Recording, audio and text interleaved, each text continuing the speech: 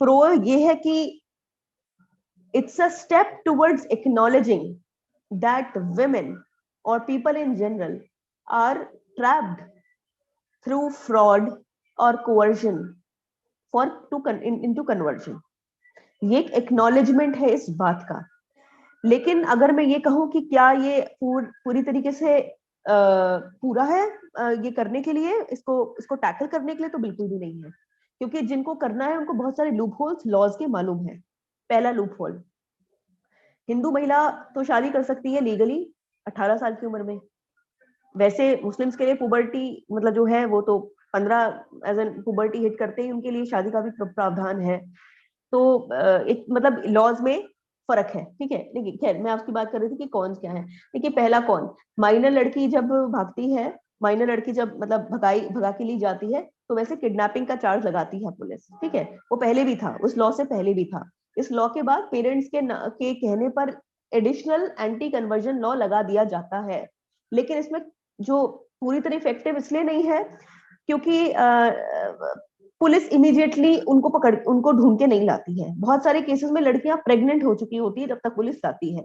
और फिर क्या होता है कि फिर कोर्ट भी कह देता है, मतलब फिर कोर्ट क्या होता है कि आप समझ रहे हैं, फिर मतलब पिक्चर बदल जाती है। फिर वो आदमी पॉक्सो के अंदर जाता तो है जेल, लेकिन जब वो आता है तो उससे शादी भी कर लेता है, ठीक है। मतलब इतना स्ट्रिक्ट नहीं रखा। बेसिकली ये कहने का मतलब है कि प्रेगनेंसी पिक्चर में आ जाती है तो लड़की भी, पेरेंट्स भी बहुत ज्यादा फोर्स नहीं करते हैं उसको कि ये कहने के लिए कि भाई तुम आ जाओ हमारे पास, ठीक है।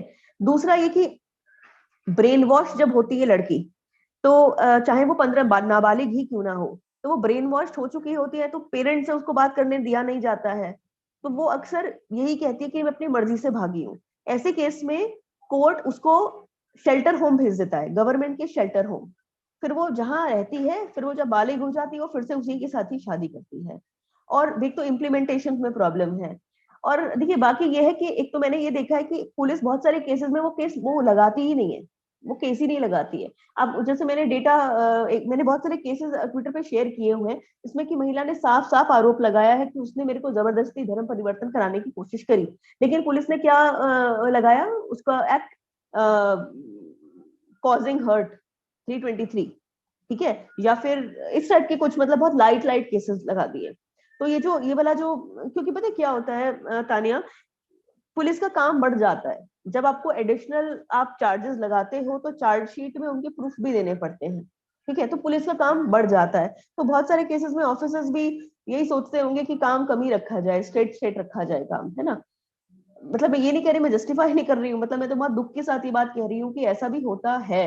तो मैंने बहुत सारे केसेस में पुलिस नहीं लगाती, कई केसेस में तो हमने लिख लिख कर हम ये कहते हैं कि भाई लगाओ लगाओ लगाओ, ठीक है। मतलब ऑर्गेनाइजेशन प्रोटेस्ट करती है पुलिस स्टेशन के सामने खड़े होकर कि आप इसमें क्यों नहीं लगा रहे हो, तब जाके पुलिस लगाती है।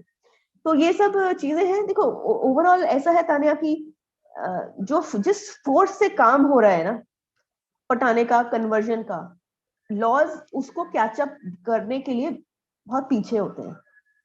क्योंकि अगर इतना ही डर होता इन लॉज का, तो एकदम केस पे स्टॉप आ गया होता ना, ऐसे वाले केसेस पे झूठ बोल के फंसाने वाले। लेकिन किसी चीज पे स्टॉप हम देखते तो नहीं है। और ऐसा तो नहीं है कि लोगों को पता नहीं है कि ऐसा कोई लॉ है, लेकिन लोगों को ये भी पता है कि ऐसा कुछ होगा भी। देखिए जब लोग मर्डर भी कर देते हैं ये सोचकर कि क्या होगा, कुछ टाइम जेल में रहेंगे और फिर बेल वेल हो जाएगी, और फिर पुलिस का काम है प्रूव करना कि हमने मारा है, तो फिर ये इसका तो सिर्फ 3 साल का ही तो प्रावधान है इसका जेल का। फोर्स कन्वर्जन का जो सेंटेंस है वो कोई 3 साल का ही तो है। तो इसमें किसको डर है इस बात से। और फिर देखिए ना, सारा काम तो आपका हो ही जाता है, आप पटा भी लेते हो, फिर वो जल्दी से अगर प्रेग्नेंट हो जाती है तो फिर वो आपके पास ही रहती है, कहीं जाती भी नहीं है। तो इस तरीके से मतलब मैं इस तरह कहूंगी कि लूप होल कि to too small a step for a society as a whole to tackle with this menace which is so big, which is so big that अभी यहाँ पे तो अकेला नहीं है ना, पाकिस्तान में इतनी तेजी से लड़कियों को कभी अबडक्ट करके कभी पटा के किस तरीके से कन्वर्जन हो रहे हैं, बांग्लादेश में हो रहे हैं, यहाँ पे भी हो रहे हैं। एक लॉ उतना नहीं है। दूसरा एक सबसे बड़ा एक रीजन है ट्रैफिकिंग।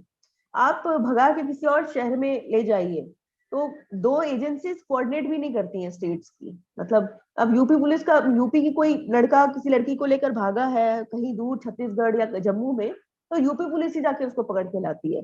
तो इंटर स्टेट ट्रैफिकिंग की बहुत बड़ी समस्या है।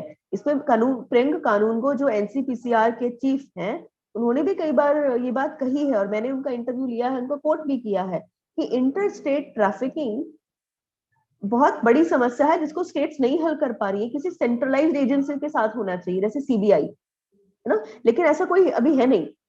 इंटर स्टेट ट्रैफिकिंग को इतना सीरियसली भी नहीं लिया जा रहा है, क्योंकि अधिकतर केस में वो स्टेट से बाहर जाते हैं, दूर चले जाते हैं, और जब तक पकड़े जाते हैं तब तक वो टाइम भी हो चुका होता है।